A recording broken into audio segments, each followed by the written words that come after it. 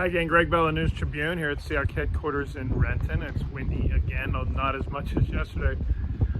What became the final day of Seahawks OTAs because Mike Macdonald after practice told the players, gather them in the middle of the field here, and said, "We're done. I'm canceling tomorrow's practice.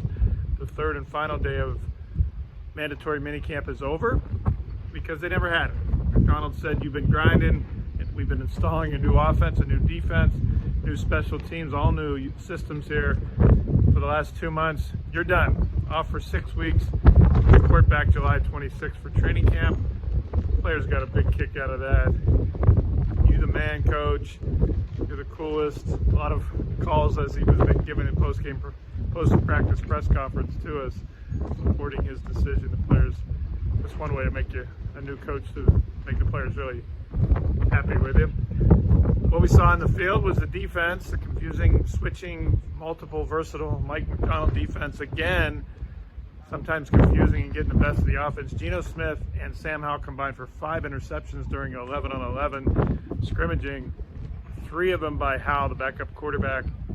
Really was 6. Devin Witherspoon made an interception here, tapping the ball to himself. It was just a majestically beautiful play inside the back line of the end zone. The NFL officials were here for the minicamp, ruled it out of bounds, that he was juggling the ball and didn't get both his feet down, but he strutted off the field, was taunting the offensive players like it was an interception.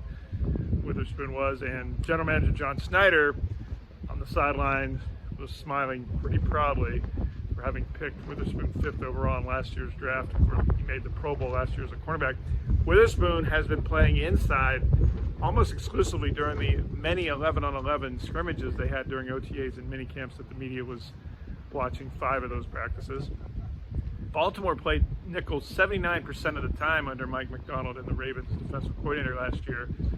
So you can bet that Witherspoon's probably going to play 80% or so nickel, maybe not at all outside at left corner, where Trey Brown has been all OTAs and minicamp. Of course, last year Witherspoon started games as a left corner outside and moved inside to nickel in passing situations.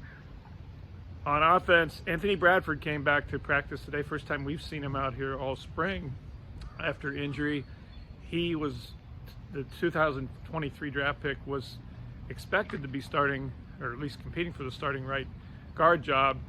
Macdonald said after practice that Bradford has every opportunity to win himself a starting job at right guard. So does Christian Haynes, the 3rd-round pick, rookie from Connecticut, made 49 starts at that position. Macdonald's saying that they won't see the true value of Haynes until the pads come on, and that'll be in the first days of August after about a 4 or 5 day acclimation period at the start of training camp that begins July 26th. Before practice, Witherspoon talked to the media, talked to us at a press conference setting. He's so comfortable in himself already at 23 years old, just his 2nd NFL year. He called Mike Macdonald nerdy. He said that in a good way, though. He said that his defenses and the way he thinks is so intellectual and brainy. His brain is always working, Macdonald, that he is just different than any coach he's ever had, and so is the defense. Multiple. He says it's going to be a great year. Just wait on it, is what Witherspoon said. My story on that is up at the newstribune.com. And now the Seahawks are off. I talked to John Radigan after practice, the linebacker, currently the starting inside linebacker, defensive signal caller, as Tyrell Dotson remains out injured. And he said he thinks they're well along in getting the installation of the defense done, but not all of it. That installation is going to go on into training camp. Again, that should begin around July 26th, 15 days before the first preseason game. Off-season's over. A lot of teaching and a lot of new here at Seahawks headquarters, and now the players get 6 weeks off to try to recharge, as Mike Macdonald said, and spend time with loved ones. All my coverage of the Seahawks minicamp and off-season of learning is at thenewstribune.com and on Twitter at GBellSeattle. As always, thank you for watching.